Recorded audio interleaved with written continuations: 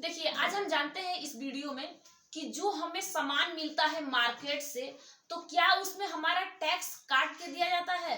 तो आप लोग को पता है कि जो हम जीडीपी जो हमारा है, हमारे जो जीडीपी भारत या देश की किसी भी देश की जीडीपी है, तो जो भी वस्तु हमें मिलता है, जो भी दिया जाता है, तो वो मार्केट प्राइस पे हमें मिलता है। हमें मार्केट के प्राइस पे मिलता है। मान लीजिए कि हमने एक बोर्ड भी खरीदने के लिए मैं गई, तो उस पे काट लेता है, कपड़े पे भी काट लेता है, मेकअप के सामान पे भी, खाने पीने के सामान पे भी वो टैक्स को जोड़ देता है। मान लीजिए अगर वो टैक्स को जोड़ दिया और सब्सिडी, दो चीज क्या करता है, टैक्स को अगर उसने जोड़ दिया और सब्सिडी को उसने घटा दिया, मतलब दे दिया हमें कि भैया आपके सिलेंडर पे आपको सब्सिडी मिलेगा, आप ले लीजिए, भैया वो दे दिया, और उस जो सामान हम खरीदे हैं उस पर हमारा टैक्स क्या किया। तो हम रियल वैल्यू कैसे निकालेंगे, हमें कैसे पता चलेगा कि इसमें कितना रियल वैल्यू है। तो रियल वैल्यू निकालने के लिए हम लोग क्या करते हैं, रियल रेट हम अब फैक्टर कॉस्ट के अनुसार हम निकालते हैं इसका रियल वैल्यू। तो यहाँ पे आप लोग को वही चीज समझना है कि रियल वैल्यू कैसे निकालते हैं, ये चीज आप देखिए। ये कहता है तब हमें फैक्टर कॉस्ट बता देता है, क्या चीज कि जीडीपी, यानी जीडीपी निकालने के लिए फैक्टर कॉस्ट यानी जीडीपी में से हम माइनस टैक्स को कर देते हैं, उसके बाद हम सब्सिडी को जोड़ देते हैं। कौन कहता है, फैक्टर कॉस्ट कहता है। क्या करो कि जब आपने देखा था कि जीडीपी का, जब हम मार्केट प्राइस पे हमें जीडीपी जो था हमारा मार्केट प्राइस पे हमें जो भी वस्तु मिलता था, हम मार्केट प्राइस पे उसे ले लेते थे।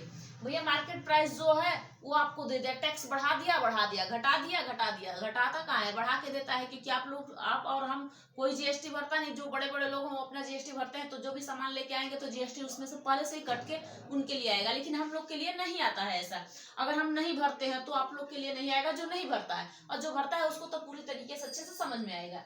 अब क्या करता है, यहाँ पे हम रियल वैल्यू निकालने के लिए हम क्या करते हैं कि जीडीपी जो है ना, पहले हम फैक्टर कॉस्ट निकालते हैं। तो फैक्टर कॉस्ट निकालने के लिए हम जीडीपी में से माइनस टैक्स को कर देते हैं कि भैया टैक्स को क्या करो, माइनस करो, और सब्सिडी को इसी में जोड़ दो। अगर आप मान लीजिए कि हमारा जीडीपी, अगर मान लीजिए कि आपका 50 रुपया है, 50 रुपया में से 50 रुपया पूरा एक जीडीपी है, इसमें से आपने क्या किया, 2 रुपया आपने माइनस कर दिया, क्या चीज, टैक्स का, और इसी में प्लस 2 रुपया आपने कर दिया, 2 रुपया आपने प्लस कर दिया, तो बराबर 50 तो हो जाएगा, 50 तो हो जाएगा। तो ये हमारा रियल वैल्यू निकालने के लिए इस तरीके से हम लोग अपने रियल वैल्यू को निकाल लेते हैं। अब यहाँ पे आपको समझना क्या है, रियल वैल्यू निकालने का तरीका भी बताऊंगी आपको। फैक्टर कॉस्ट क्या होता है, पहले ये समझिए। लागत को निकालता है, जैसे कि कोई सा आप प्रोडक्शन कर रहे हो, यानी उत्पादन किसी चीज को करते हो, तो उत्पादन के लिए आप लोगों को 4 चीज की जरूरत होती है, ये भी पता होगा कि नहीं है। तो देखिए सुनिए, आपको क्या करना है कि अगर किसी चीज को प्रोडक्शन, यानी प्रोडक्शन को बढ़ाने के लिए आपको पहले जमीन की जरूरत होती है, लैंड की जरूरत होती है, श्रम यानी लेबर की जरूरत होती है, पूंजी यानी आपको कैपिटल की जरूरत होती है, और एक होता है मालिक, जो ऑनर होता है। भैया ऑनर को क्या चाहिए, कुछ तो प्रॉफिट चाहिए, क्योंकि अगर जमीन का रेट जैसे ही भगा, अगर जमीन आपने लिया और उसमें आपको जमीन ले लिए और उसमें आपको प्रोडक्शन करना है ज्यादा, तो उत्पादन तो ज्यादा होगा। उत्पादन ज्यादा होगा होने से पहले ही आपको क्या लगाना पड़ेगा, पूंजी लगाना पड़ेगा उसमें। आप उसमें क्या करोगे कि लेबर लगाओगे कि भैया हम लेबर भी तो इतना रहेगा, क्योंकि हमें जरूरी है, और प्रोडक्शन की हमें उत्पादन जो करना है उसकी और जरूरत है। अब क्या करेगा कि जमीन का रेट अगर बढ़ गया, जमीन का रेट भी बढ़ता है, तो लेबर और पूंजी उत्पादन भी बढ़ा दिया जाता है, क्योंकि मालिक को प्रॉफिट की जरूरत है, बिना तो प्रॉफिट का कुछ होने वाला नहीं है।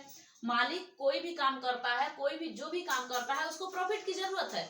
तो ये आपका क्या था, ये है आपका फैक्टर कॉस्ट। फैक्टर कॉस्ट में आप लोगों को पता चल गया कि हमें क्या करना चाहिए कि प्रोडक्शन अपना ज्यादा उत्पादन करने के लिए हमें जमीन, हमें श्रम और हमें पूंजी की जरूरत है, कि इसको और बढ़ा दिया जाए, पूंजी बढ़ा दिया जाए, जमीन बढ़ा दिया जाए, श्रम बढ़ा दिया जाए। इस तरीके से आप लोग को फैक्टर कॉस्ट पता चल जाएगा। अब कहता है कि नॉमिनल जीडीपी क्या होता है, तो ये करेंट प्राइस निकालता है। ये जीडीपी अच्छा नहीं माना जाता है। अब इसको अच्छा क्यों नहीं माना जाता है, यहाँ पर आपको बताऊंगी। अभी रियल जीडीपी निकालते हैं भैया, रियल जीडीपी। अब देखिए निकालिए, पहले हम क्या करते हैं कि नॉमिनल इसका निकाल लेते हैं। तो देखिए, अगर आपको पता है कि 2002 में हमारा ये व्हाइट बोर्ड अगर मतलब कि 10 रुपए का है। कितने का? 10 रुपए का है। और 10 रुपए का है, लेकिन कंपनी ने 10 ही मान लीजिए कि बनाया है। सिर्फ मैं छोटा सा बता रही हूँ आप लोगों को। अगर व्हाइट बोर्ड का रेट 10 रुपए है और ये 10 रुपए का 10 ही कंपनी बनाया है, तो इसमें आपने 10 का मल्टीप्लाई अगर कर दोगे तो 100 आएगा ना। 10 का 10 मल्टीप्लाई कर दीजिए तो 10 10 में 100 हो गया। तो मान लीजिए कि 100 रुपया यहाँ पे हो गया। वैसे इसकी रेट तो इतनी नहीं है, ऐसे तो इसकी रेट महंगी है, लेकिन यहाँ पे आपको बताने के लिए, समझाने के लिए बता रही हूँ, क्योंकि बहुत लंबा जोड़ने में हमें प्रॉब्लम हो जाएगी इसलिए। अब बताइए कि 2004 में अगर इसी व्हाइट बोर्ड का रेट 11 रुपया हो जाता है और प्रोडक्शन बढ़ा ही नहीं, कम हो गया, यानी कि 9 क्या बना, कंपनी ने 9 ही बनाया आपका ये व्हाइट बोर्ड। तो 9, तो ये क्या हुआ, 99 हुआ ना भैया, इसमें पैसे घट गया कि ना। तो इसमें प्रोडक्शन कम हो जाता है। जब प्रोडक्शन कम हो गया, भाई प्रोडक्शन कम हो गया, तो जब प्रोडक्शन कम हो गया इसका रेट भी कम हो गया।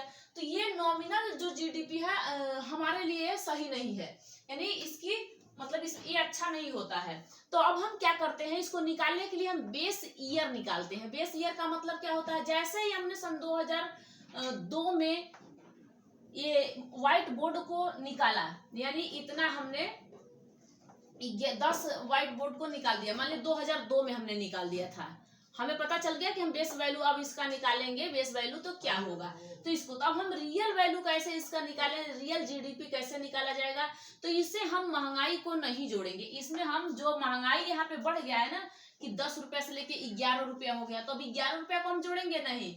अब हमारा रियल अगर निकालना होगा तो रियल में हम लोग सिर्फ 10 रुपये को ही रखेंगे और यहाँ पे इसको देखेंगे कि क्या इसका रेट बढ़ता है या घटता है। यहाँ पे इसका रेट क्या होता है, बढ़ता है या घटता है। तो यहाँ पे जीडीपी हम लोग निकालने की कोशिश करेंगे, क्या होता है रियल जीडीपी निकालने का। तो रियल जीडीपी निकालने पर जीडीपी घटती है। अब अगर हम रियल जीडीपी निकालेंगे और हमारा प्रोडक्शन यहाँ पे बढ़ा ही नहीं, हमने नॉमिनल जीडीपी में हमारा प्रोडक्शन बढ़ा ही नहीं, और वही तो प्रोडक्शन यहाँ पे है, क्योंकि हम तो रेट नहीं बढ़ा रहे हैं। यहाँ पे रियल जीडीपी में रेट नहीं बढ़ाया जाएगा। अब जब रेट नहीं बढ़ाया जाएगा तो ये जीडीपी इसकी घटेगी कि नहीं घटेगी।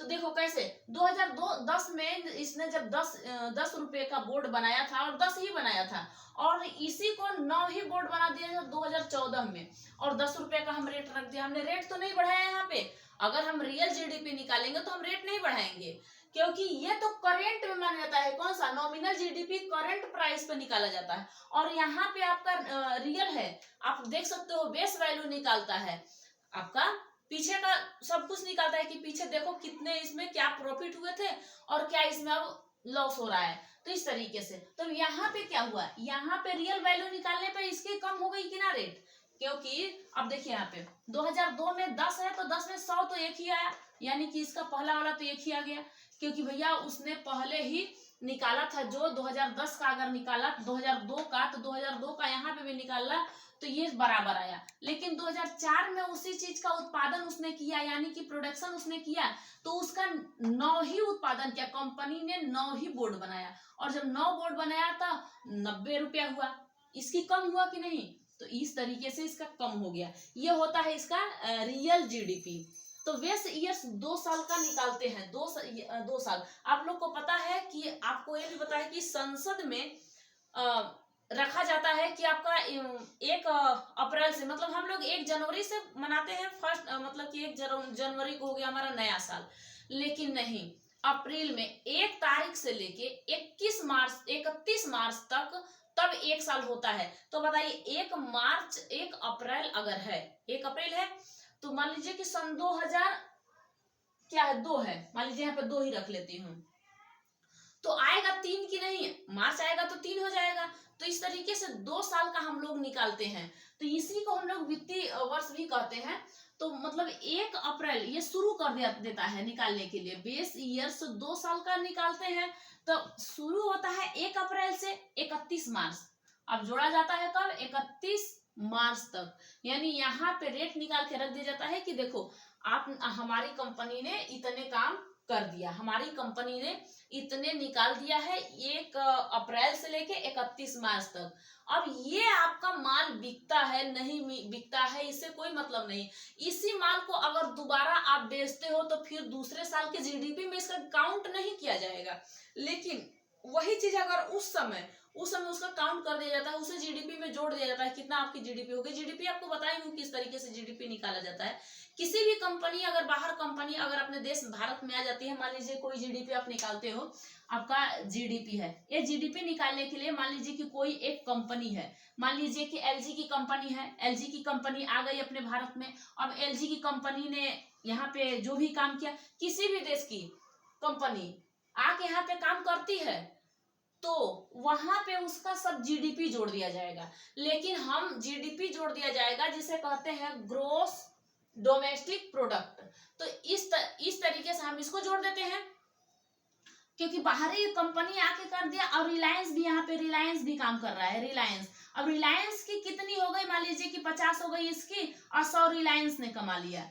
100 रिलायंस, हम तो 150 जीडीपी में जब भी हम जोड़ेंगे तो 150 रुपए जोड़ेंगे कि नहीं जोड़ेंगे। तो हमारी जीडीपी इस तरीके से जोड़ा जाता है कि हम जोड़ दिए। लेकिन अगर हमें यहाँ पे जीएनपी निकालना हो गया, जीएनपी निकालना हो गया, तो इसी में से हम बाहरी कंपनी का पैसे जो है इसको माइनस कर देंगे, और जो विदेश से कमा के लाया है उसको हम इसमें प्लस कर देते हैं। जो भी है विदेश से कमा के लाया था, जीडीपी में से हम 50 को माइनस कर देंगे, और बंदा जो बाहरी कमा के लाया है, कितना कमा के लाया है, उसे जोड़ देंगे। तो ये आपको बता चुकी हूँ, इसमें आपको तो फंसना नहीं है कहीं से भी। तो बेस ईयर 2 साल का होता है भैया, इसे निकाल दिया जाता है। अब यहाँ पे आपका रियल वैल्यू निकालने पे आपका क्या हुआ, प्रोडक्शन यहाँ पे घट गया, यहाँ पे कम हो गया। प्रोडक्शन मतलब प्रोडक्शन उतना ही है, लेकिन आपको पैसे जो होता है, जो इनकम होती है, जो आपकी जीडीपी होती है, जीडीपी वो कम हो गया। यहाँ पे जीडीपी आपका 99 दिखा रहा है, यहाँ पे जीडीपी आपका 90 दिखा रहा है, तो आपकी घटेगी नहीं। तो इस तरीके से आप यहाँ पे घट जाता है। अच्छा, यहाँ पे चेंजिंग होता है, बेस वैल्यू चेंज हो जाता है। ये 5 साल में एक बार ये चेंज होता है, 5 साल के बाद ये चेंजिंग हो जाता है। क्यों चेंज हो जाता है, मान लीजिए कि कोई सा चीज है आपने 2020 में बनाया या फिर 2002 में बनाया। अब मानो कि इस समय वो चीज अब है ही नहीं। मान लीजिए कि कोई सा चीज बना, मान लीजिए आज ये व्हाइट बोर्ड बना हुआ है सन 2023 में, इस बना हुआ है, आइए है, लेकिन कुछ समय के बाद वो डिजिटल टीवी आ जाएगा, वो इलेक्ट्रॉनिक टीवी आएगा जाएगा, और उसमें लोग पढ़ाना स्टार्ट कर देंगे। अब इस बोर्ड का महत्व ही नहीं रहेगा। तो बताइए कि क्या हम इसे काउंट करेंगे, इसे काउंट हम नहीं करते हैं, इसे हम काउंट नहीं करेंगे। तो ये नॉमिनल जीडीपी में काउंट, भैया ये तो करेंट है, तो करेंट वाले में नॉमिनल जीडीपी में काउंट हो सकता है, लेकिन वैसे काउंट नहीं होगा। इसलिए बेस ईयर चेंज होता रहता है, इसका बेस ईयर क्या होता है, चेंज होता रहता है। तो ये आप लोगों को रियल वैल्यू समझ में आया होगा। देखो, आपको रियल वैल्यू में समझना क्या है कि भैया आप नॉमिनल जो जीडीपी है उसके लिए आपको रियल वैल्यू उसमें जोड़ के निकालना पड़ता है, लेकिन आपको पैसे प्राइस को बढ़ावा नहीं देना पड़ता, बढ़ाना नहीं पड़ता है।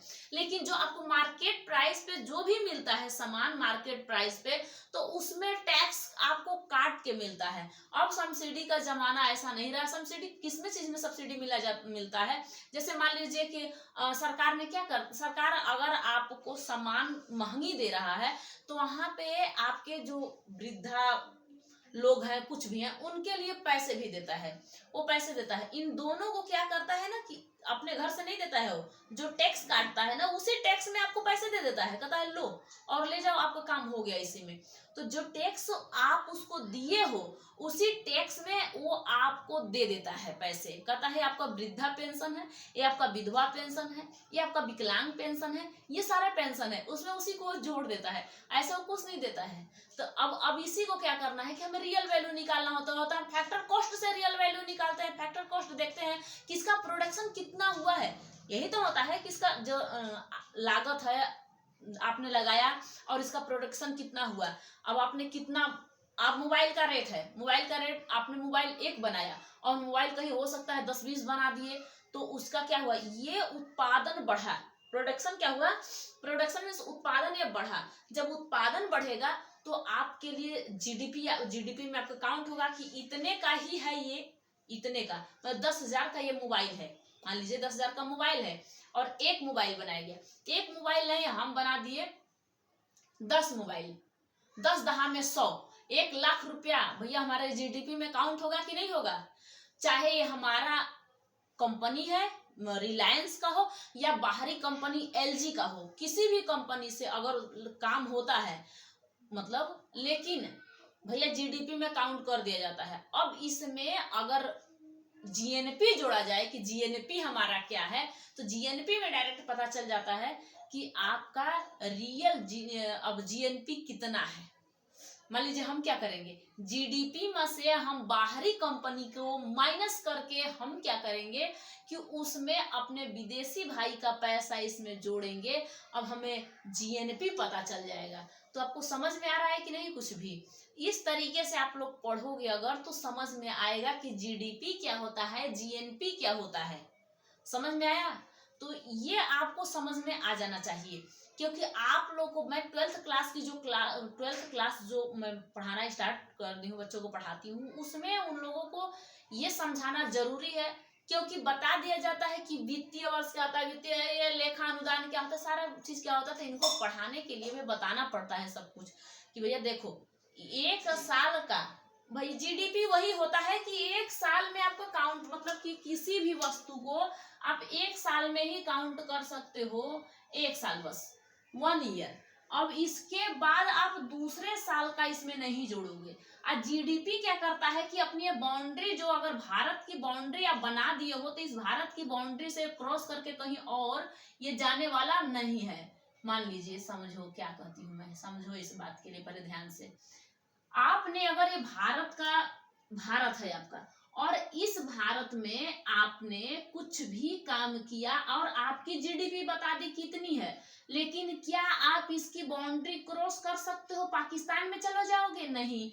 क्या अफगानिस्तान में जाओगे? नहीं। आपको इधर ना बढ़ना है, ना तो चीन की तरफ बढ़ना है, ना म्यांमार की तरफ बढ़ना है, ना तो आपको किसी भी अंडमान, कहीं भी मालदीव, कहीं भी इधर उधर नहीं बढ़ना है। सिर्फ आपको भारत की ही जीडीपी चाहिए। तो इस जीडीपी के लिए आपको अपनी बाउंड्री क्रॉस नहीं करनी है। अगर आपको जीएनपी निकालना है तब भैया आप बाउंड्री क्रॉस कर सकते हो, क्योंकि इस साइड में अमेरिका में जाके कोई भी बंदा कमा रहा है, सऊदी में कोई भी बंदा कमा रहा है, तो अपने भारत से ये दूर होके गया है, तो उसका हम जीएनपी में काउंट करेंगे। जीएनपी में हम उसका जो पैसे वो भेजता है उसका हम जीएनपी में काउंट करते हैं, क्योंकि वो पैसा भेजता है। तो यहाँ पे देखा जाएगा भाई ये पैसा कहाँ से आया हुआ है, तो इस फला बंदे ने फला इतने रुपए कमाया और इस पैसे को हम जीएनपी में काउंट कर देते हैं। ये आपका मार्केट प्राइस था, और मार्केट प्राइस में हम लोगों को क्या मिलता है ये आपको पता चल गया। हमें भी टैक्स देना पड़ता है, हम जो भी चीज लाते हैं हमें टैक्स देना, खाने पीने किसी चीज पे भी टैक्स देना पड़ता है। और हमें जो भी घर में जो भी वृद्धा हो, विधवा हो, जो जैसे भी हो, उनको जो चीज पैसे सरकार देता है, तो एक तरफ से उसने क्या किया कि मतलब टैक्स लिया और उसी पैसवा को उठा के और दे दिया कि ला आई बुढ़ऊ काम चलाया ना, ये आपका है, ये आपको हम वृद्धा पेंशन दे रहे हैं। तो इस तरीके से समझना। तो इसीलिए हम लोग क्या करते हैं कि इसका फैक्टर कॉस्ट के तरह से हम रियल वैल्यू इसका निकाल देते हैं। फैक्टर कॉस्ट से हमें रियल वैल्यू की पता चल जाता है कि कितना आपने कितना दिया और कितना लिया, ये क्या किया, ये सारी चीजें फैक्टर वैल्यू में वही होता, फैक्टर कॉस्ट में, फैक्टर कॉस्ट और रियल वैल्यू हमारी निकल जाती है कितनी है। तो रियल वैल्यू में पता चल जाता है कि आपके पास कितना आपकी जीडीपी है, लेकिन आपका नॉमिनल में तो नहीं बताएगा, ये कहेगा कि ये तो बढ़ता जा रहा है, ये तो करेंट है। अभी करेंट लगना नहीं, वो होता है करेंट क्या होता है भैया? करेंट रेट, करेंट प्राइस है, करेंट प्राइस अभी का, तुरंत उत्पादन हुआ और तुरंत इसका रेट मिल गया, तुरंत उत्पादन हुआ तुरंत रेट मिल गया, ये होता है ये करेंट प्राइस। लेकिन रियल जीडीपी अगर निकालनी है तो जाइए तुरंत करेंट नॉमिनल में से तुरंत घट जाएगा, ये कहेगा कि रे चट्टा रोज बढ़ा देता है, रोज इसका रेट, अभी तेल खरीदने जाओ, आटा खरीदने जाओ तो उसका रोज बढ़ता रहता है। पता चला कि 10 दिन 1 महीने के बाद आटा का दाम बहुत ज्यादा भग गया, 25-30 रुपए किलो, 32 रुपए किलो हो गया। भैया इन सब चीज का रेट भाग रहा है, तो ये नॉमिनल क्या हुआ? नॉमिनल जीडीपी है ना भैया, ये करेंट प्राइस है ना। हम लोगों को मिलता क्या है? मार्केट प्राइस पे, जो भी चीज मार्केट प्राइस पे। जीडीपी में आप रियल काउंट कर दीजिए, देखिए कितना आता है। आपको यहाँ तक समझ में आया होगा आप लोगों को।